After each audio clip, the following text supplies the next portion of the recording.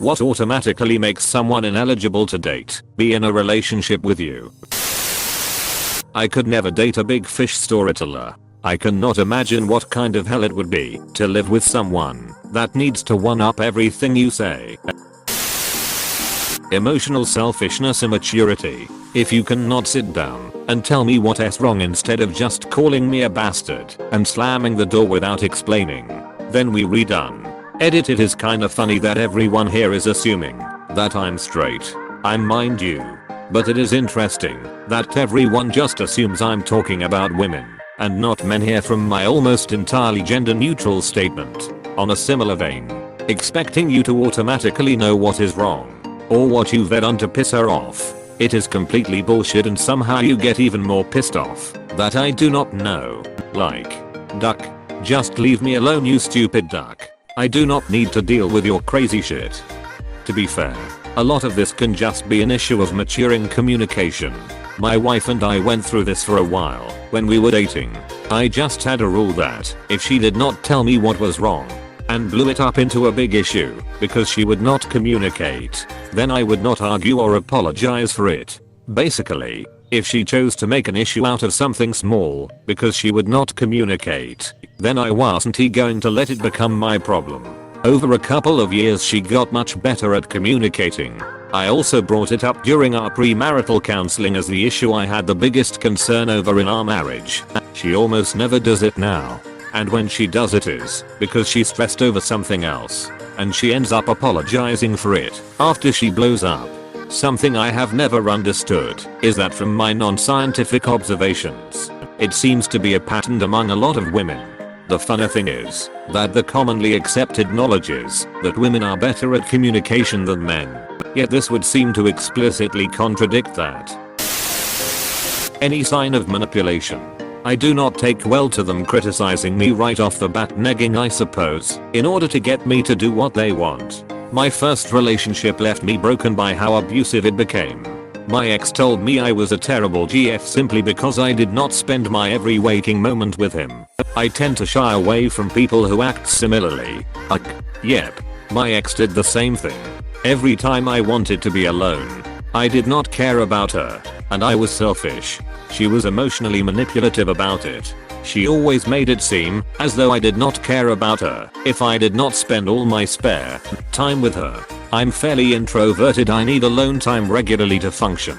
At the same time, I often neglect my own needs for the benefit of others. So instead of getting the alone time I needed, I spent almost every waking moment at work or with her because that's what she wanted, and I was happy to give her what she asked for. Needless to say, I eventually became very physically and emotionally drained, which made me quite irritable, which, in turn, drove me into clinical depression anxiety. Because of this, I became less attentive as a partner, and did not really make much of a boyfriend, so she found what she wanted elsewhere. She cheated on me at least twice. I tried to work through things, but I could not make myself trust her again after that.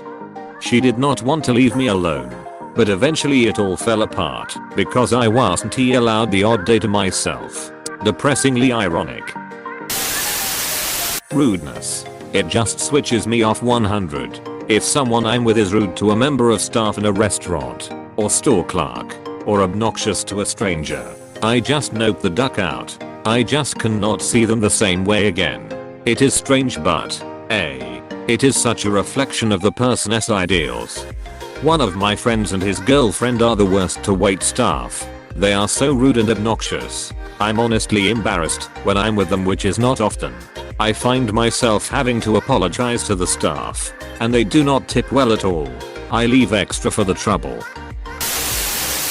She has to live within a few hours of me. I can do, and have done in the past, the long distance thing.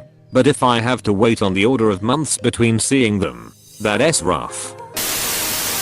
I'm listening to my roommate and his girlfriend and just realized I hate girls who baby talk. Not talk about babies, but elongating syllables. Like, bye I want you to get me something to eat. Pugwee.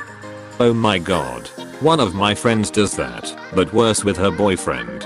She sits on his lap, wraps her arm around his head, rubs his face and talks to him like a work at the Whittleby with my eye. He is like a little pet. She said those words once. Edit, here is link a quick sketch for visualization. I do not know how she gets her arm around like that. Her shoulder is not actually attached to her head. I did have to say a lack of appreciation. I have no problem cooking, cleaning, doing the laundry, just notice when I do it. It sucks when so much hard work is ignored because you do it too often with no reward. Second on this list, laziness. Had partners before who would not get out of bed until 3-4 PM unemployed after I did returned from 6th form, to then expect me to cover them and do their household jobs. No thanks. If they have the same name as my mother or sister, no chance in hell. Cousin names are frowned upon, but not immediately disqualified. Edit, apparently I'm in the minority on this one. I just do not know how I did get past the idea of calling out the name of my mother during sex. Seems. Oh. My cousin. Father S named Dave. Brother S named Dave. Husband S named Dave. Son S named David Jr. When she goes to visit her mother, I'm sure there is mass confusion.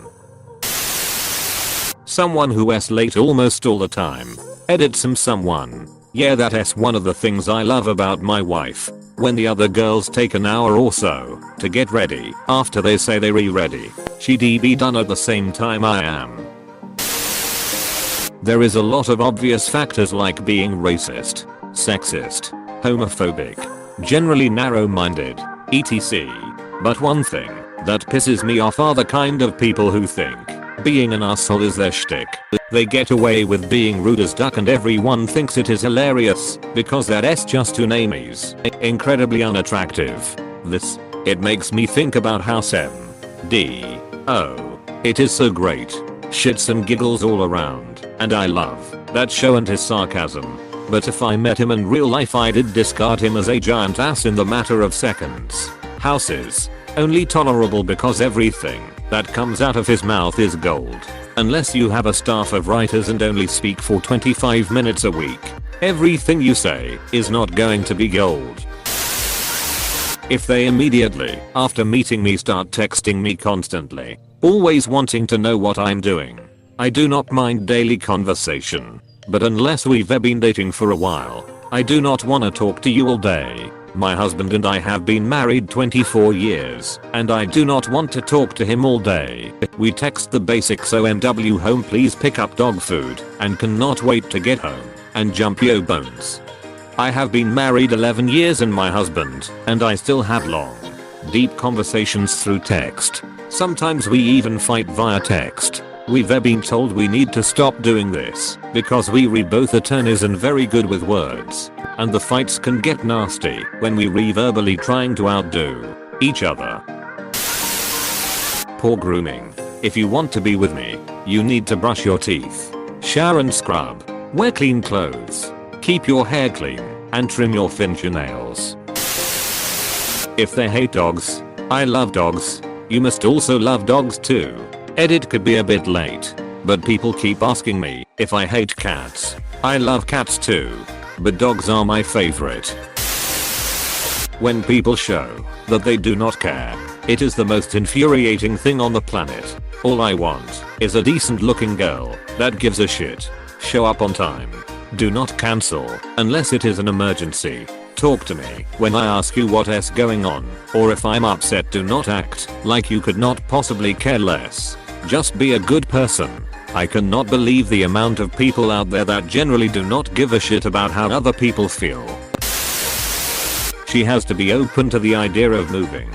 I do not plan on settling down anytime soon, and I have tried dating girls that are born and raised townies. For a lack of a better term, I have nothing against people who like where they are and want to stay, but my expectations are the opposite and like to have the freedom to travel, explore, and to pursue potential opportunities for career or personal interests.